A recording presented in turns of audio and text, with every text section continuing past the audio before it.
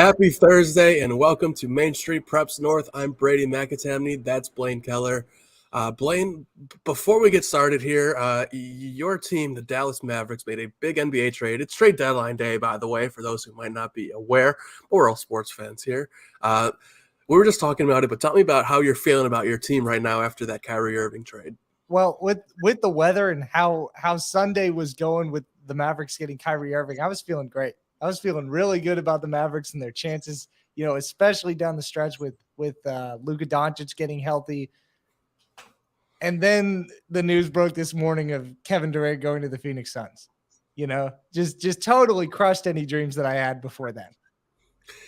Yeah, it's been a pretty crazy couple 12 hours or so here with those NBA trades and whatnot, and could get crazy again. I'm going to keep an eye out on Twitter while we're live in case anything crazy happens again. But we're going to scale down a little bit here, and we're going to talk Montgomery and Robertson County sports. As always, we're going to kick things off with a guest, and we're bringing back one of our favorite guests, Johnny Jackson, head coach of the Rossview boys basketball team. Johnny, how we doing? We're doing great. I like that intro music. That's good stuff. I'm up here. Pretty nice, right? Yeah, nice, like, get you nice little... DJ a little bit. That's what we've been telling our producer Justin. He's had some pretty good intro songs this year.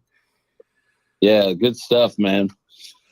Well, Johnny, I know you are calling in here, so you can't see our screen. But we got the picture of you and your wife with your 400 win ball. You achieved that honor earlier this season with the win against Brentwood Academy of all teams. You started coaching around what, early 20s, 24 or so. Did you ever think that, one, you'd be coaching this long, and two, that you'd even reach 400 career wins? Nah, as a coach, I didn't even know. I didn't until this summer. I've never kept up with my career record. And for some reason, I was just sitting there thinking, you know what? I got to be around something, some big number at some point. So I went this summer and looked it up, and I don't know if that's narcissist or what, but I looked at it and thought, this goal is achievable, and I'd probably get it this year. And then I forgot about it. And then we were at Brentwood Academy, and that's the first time in my coaching career that I've ever got a water bath after a game. The guys were super excited, and they knew how important it was. And to find out that it was my 400th one was super cool. But no, when I started out, it's for the love of the game. It's still for the love of the game. And, just having that number come up was pretty special. Special indeed. And you've gotten a lot more wins since then, too. I think you were around 412 after the first CHS win. That probably brings you around 416 or something now. So shows how successful this season has been. But a little bump in the road currently with your starting point guard, your one of your only two seniors, Messiah Ward, being out right now. We were talking about a little bit. You talking about who drives the Ferrari from here. Who are some guys that maybe you've challenged to maybe step up and take that role that maybe Messiah is leaving? Messiah, you don't replace a kid like that, just from the standpoint of his energy and his ability to get the ball from one end to the other. But, we have guys, Chance Martins, who I'm really looking to just step up here coming at tournament time. Jamarcus Caldwell is our other senior who's been in a shooting slump since Christmas. And then all of a sudden, here lately, the last two games have really turned it on, had back-to-back games of 10 coming off the bench, and I think we've talked about this before, the depth, but when your ninth guy coming in goes back-to-back 10 games with, 4 3-pointers in those two games, it's just, somebody else has got to step up. It's next man up until we can get Messiah back. And, it's a challenge for him right now. The pain is still there. It happened in Mississippi, but we're going to get him back. And when we get him back, we're going to be ready to go. And it's funny that you said bump in the road, because we've won, I think, 14 in a row, and 13 of those have been by double figures. So, but other night against Kenwood was tough. So we just got to keep going. Coach Brady touched on your 400 career wins, and you've been at Rossview for a long time, but your other stops, you spent a couple of years at Cheatham County, a couple of years at Clarksville Academy.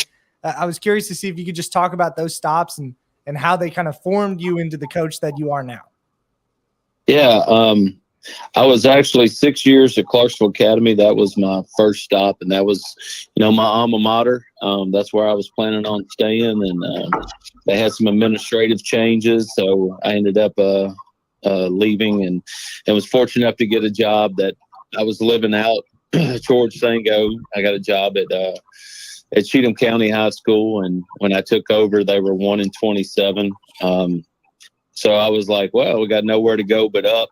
And we went to the region 3 straight years, and all 3 straight years we got beat in the region by Tyler Smith, who went on to play at UT and Giles County. So both of those experiences were great. Looking back at it, it's amazing how far basketball has come, because we used to trade tape by getting in the car and driving a meeting somewhere, and with no cell phones, you never knew if you were going to meet the guy at the right gas station, and you'd trade a film, and now it's all done on the computers. I can watch whatever game that I want to. So a lot has changed since in this 27 years. And who knows what the next 27 years could look like for you if you plan on doing it that long. But not. It's the only thing I do any good. Yeah, hey, we'll see, man. But one thing that we saw last week with Rossview, you guys got a big win over CHS, but really the coolest thing from that game was Will Hightower, your guys' senior equipment manager, special needs kid, getting a bucket in that game. You and I talked about it, but just tell the audience just how awesome it was to see him. Ryan Vincent got an awesome photo. People can check that out online, but just how awesome was that to see?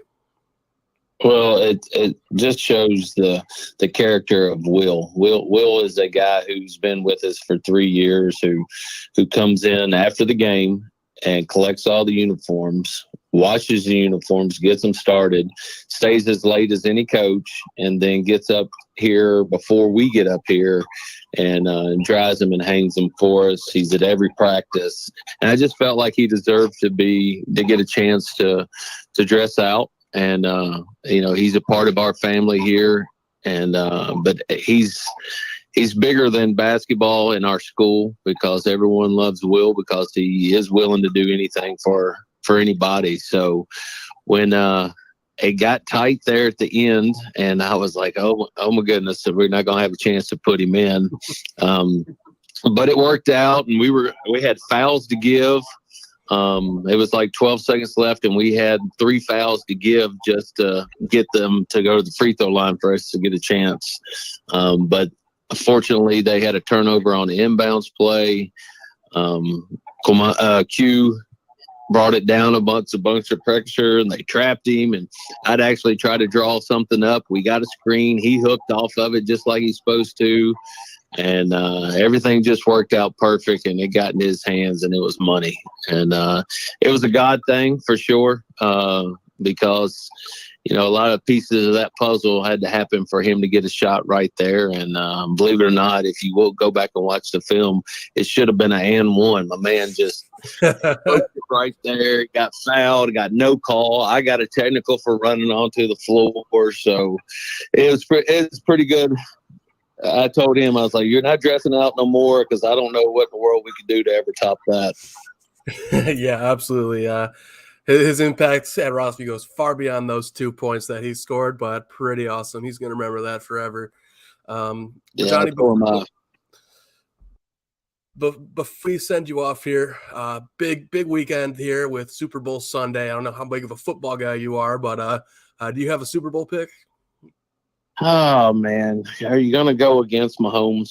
Like, that dude's just something else, being a multi-sport athlete guy. And I just feel like he's just a true winner. He's been there 3 out of 4 times. So I'm going with the Chiefs, and who knows? But as long as I'm eating some good food, I'll be good. That's really the important part on Sunday, isn't it? Really? I mean, let's be honest. Yeah. That's really is the important part. All right, let me ask you guys a question. I'm the interviewer. What's the favorite snack of the Super Bowl? Man, I've always been a big pizza guy. I like pizza, but maybe if there's like nachos or some good like chip dip or something, then that works for me too. Veggie tray, underrated in my opinion. Kind of the healthy pick, but you get some carrots, you get some celery, you get some ranch in there. I don't know. Blaine, come on, man. You're gonna lose your man card on that one. He's hosting a Super Bowl party this weekend too. I might have to I'm change. glad I'm not going to that Super Bowl party. I'm scratching the veggie tray off the list. It's off the list now. Gosh, come on. Not everyone loves the veggie tray, but that can't be the go-to. This is the man club here. Let's get some grease in here. Come on. Exactly. Well, Johnny, thank you so much for joining us, man. Good luck. I think you guys got one more tomorrow night, and then it's on to the postseason. Yeah, I got West Creek here at home senior night. It's going to be great to honor these guys. Well, good luck, man, and I will see you soon. Appreciate it. Thanks, Brady. Thanks, Blaine. Thanks, Coach. See you, Johnny. We're going to take a break here, and then when we come back, we're going to have our Robertson interview, and you guys won't want to miss it.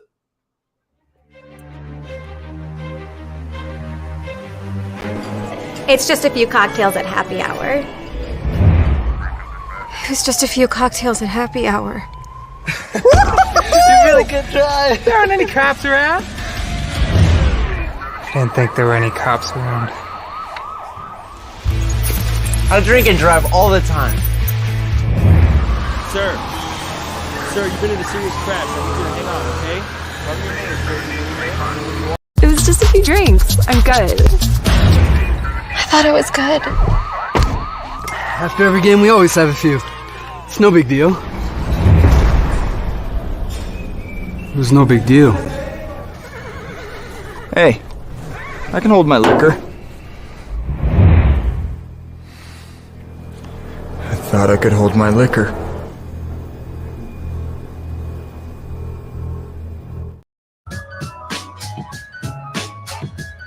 And we're back on Main Street Preps North, brought to you by the Tennessee Highway Safety Office, where fans don't let fans drive drunk.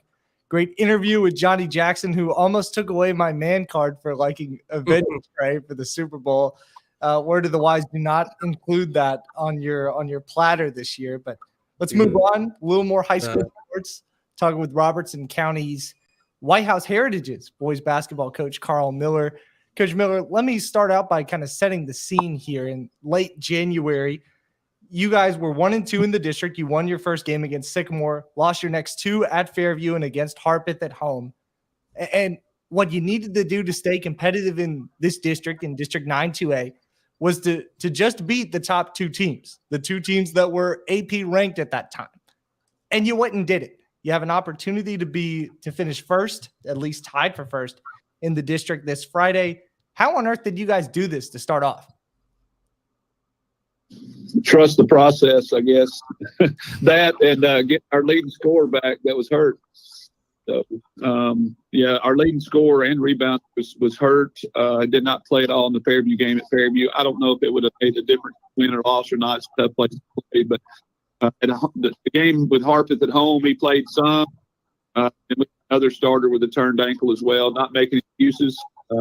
They came to our place and beat us. But I think when we were in full staff and we had everybody, we beat Cheatham County, I think that kind of lit a light bulb. And those guys finally realized, hey, we could be pretty good if we tried a little bit harder. So that's where we're at. I mean, we're very fortunate to get wins over Cheatham and Fairview and even Harpeth Tuesday night. There's three really good, well-coached basketball teams, and this district's pretty tough, and it's still pretty much wide open except for the 4th and 5th seeds are settled. Yeah, like you said, that win over Cheatham County, January 24th, a 5-point win over what was a top 10 AP team at that point. And then February 3rd, I guess that was last Friday, 53-42 at home against Fairview. You mentioned your leading scorer, Hayden Thompson. Over his last 19 three-pointers made. That's almost 5 a game, and he's averaging 22.7 a night. how impactful has he kind of been to this stretch, and especially winning 4 straight district games? Well, obviously very impactful when you shoot the ball as well as he can. You know, he's about 6'5", almost 6'6", but he is more of an outside shooting guard than he is a post player. And you know, he can get his shot up over defenders, and he has a very quick release, which helps him get his shot off.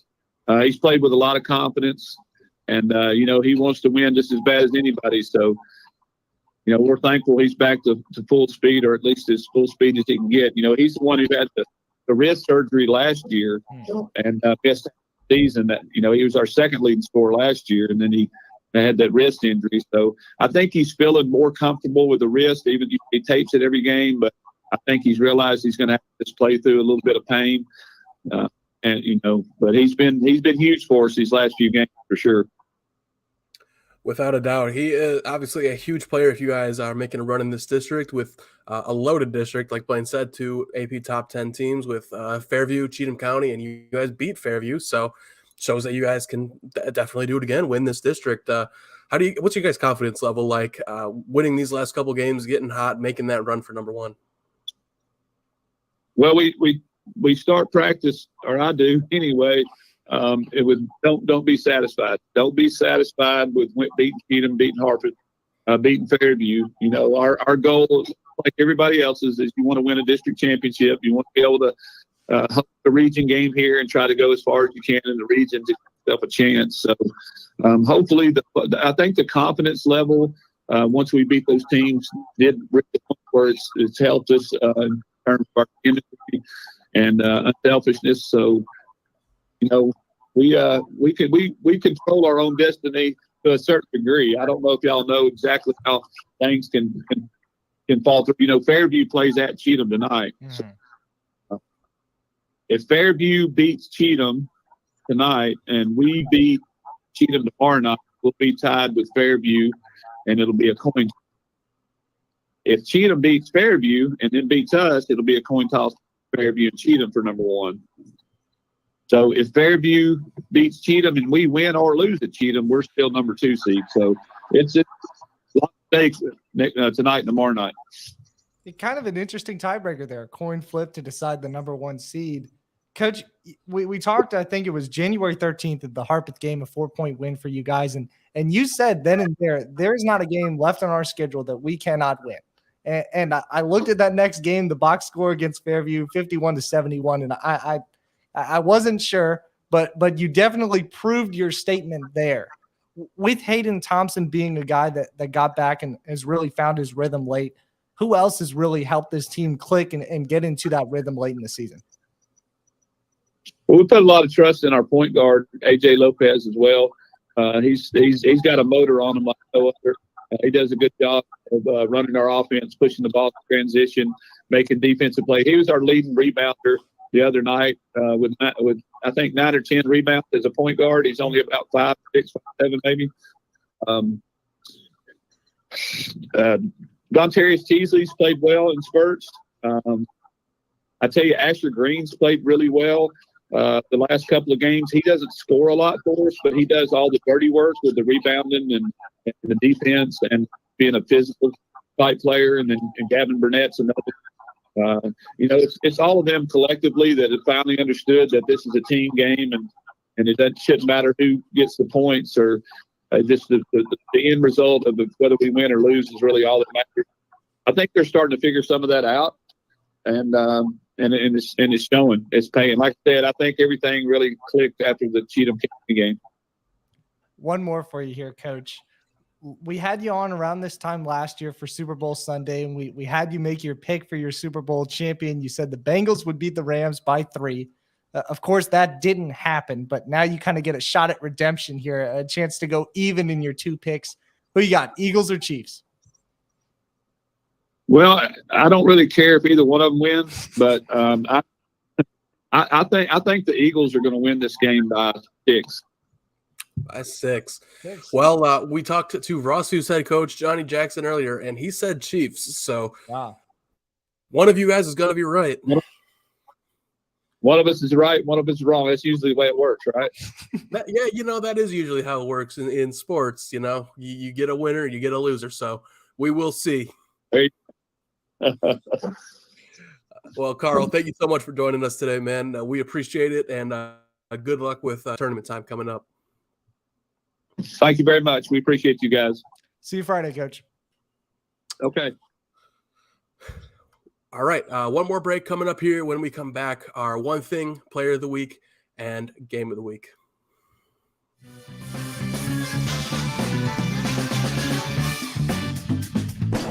It's just a few cocktails at happy hour. It was just a few cocktails at happy hour. You really good try. There aren't any cops around. I didn't think there were any cops around. I drink and drive all the time. Sir, you've been in a serious crash. I need you to hang on, okay? Cover your name, sir. It was just a few drinks. I'm good. I thought I was good. After every game, we always have a few. It's no big deal. It was no big deal. Hey, I can hold my liquor. I thought I could hold my liquor.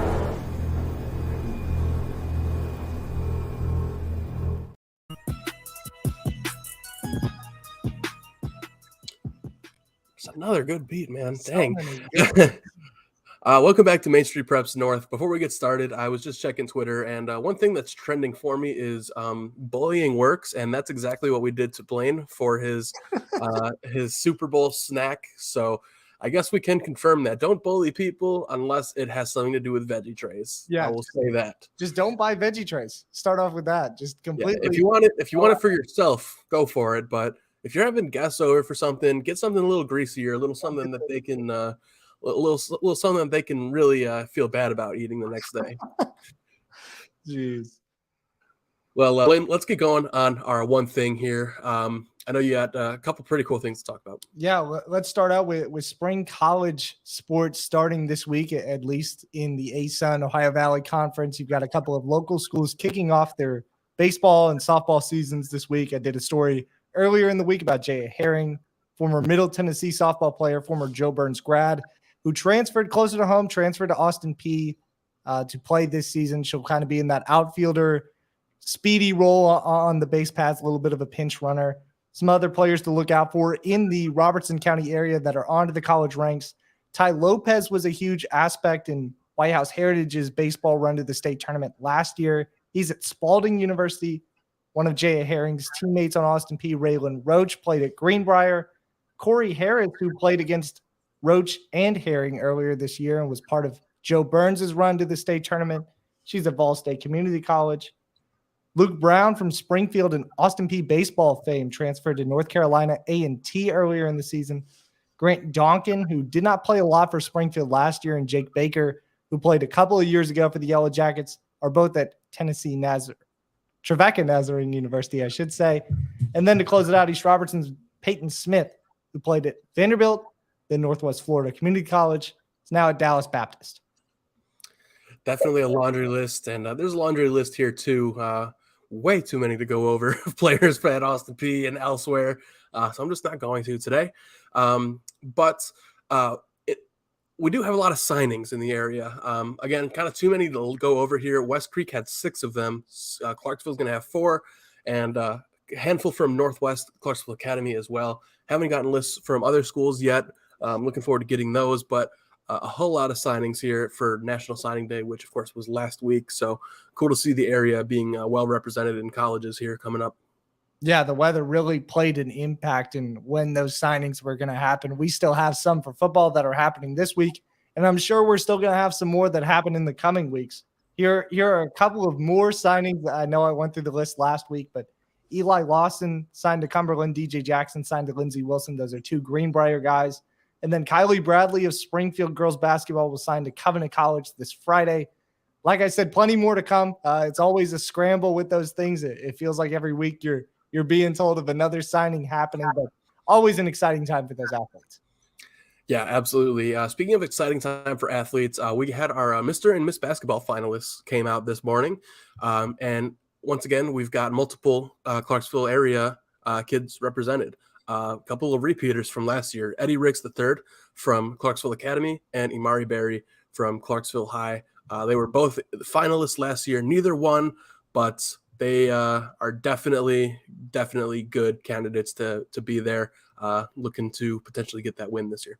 Yeah, really looking for that revenge season to get the little bit of the hardware and maybe send their teams to the state tournament. Give you a little scoreboard for Monday and Tuesday since we don't have any Mr. or Miss Basketball finalists in Robertson County. Clarksville got the sweep over Springfield. I believe that was Tuesday. Clarksville boys hit a nice buzzer beater to knock off the Jackets at home. Harpeth and White House Heritage split. Coach Carl Miller talked about Heritage's win earlier in the week over Harpeth. Creekwood gets a sweep over White House. Greenbrier gets a sweep over Portland. East Robertson and Greenbrier split on Monday. Just so much action, like I said, with the weather changing, really compiled everything into these last 7 or 8 days of the season. Everything's just so jam-packed. Mm-hmm. The most important one that you need to know, Joe Burns had a chance to really have a tiebreaker with East Robertson for that number 1 seed in 8-1A. On Monday, they traveled to Knowledge Academies and lost by 22. So Joe Burns, the number 3 seed, unable to get things done there. The girls, on the other hand, definitely got the job finished. They won 58-5. Wild. Looking at my final one thing, we've got our rankings as usual. Clarksville Academy and Rossview boys remain ranked, whereas the Clarksville Academy girls are still in that just missed area, but instead of Rossview, it is Clarksville in that just missed area after Clarksville dominated Rossview with just a huge win at home. So they kind of take that spot as kind of just being on the outside looking in.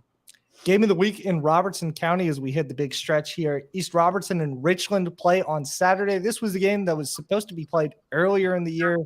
I believe it was some inclement weather also that rescheduled this to the last game of the regular season. But you've got 3 Associated Press ranked teams in this one. The Richland boys are number 3 in Class 1A. Richland girls are number 7.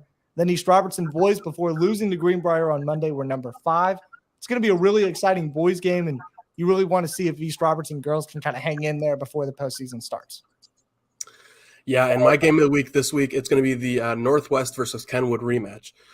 Northwest, I'm not sure when the last time they swept Kenwood was. That'd be some interesting research for me to do. So Northwest going for that sweep. Kenwood looking to get some revenge after getting a really strong start against Northwest last time they met and then just crumbling completely and losing that game by double digits. So I'm looking very much forward to that one tomorrow night. Brady, you mentioned Imari Berry being a Miss Basketball finalist, and she had a pretty good week this past week. She's your Montgomery County Player of the Week. She is. There's a reason she's a Miss Basketball finalist. On Monday night, she had 29 points against Henry County. The next night, 36 against Springfield. So that's an average of 32.5. Wow, that's some quick math. Sounds about right. I'm not the best at math, but 32.5 for the week. Not too bad at all. She plays again tomorrow night against, I believe, Northeast. So pretty good stuff there for Imari Berry. Elijah Groves, a little more East Robertson love here to close out the show here. He had 36 against Jill Burns a couple of weeks ago. He had 38, 11 rebounds, and 7 steals versus Lead Academy last Saturday, and 25 versus Greenbrier Monday. I know we gave some love to Hayden Thompson, but Elijah Groves is our Robertson County Player of the Week, just based off of those numbers alone. Yep, pretty good. Very deserving, I would say. Now, Blaine, before we close it out, we got Super Bowl picks from our coaches. What do you got? I think I'm feeling the Eagles right now.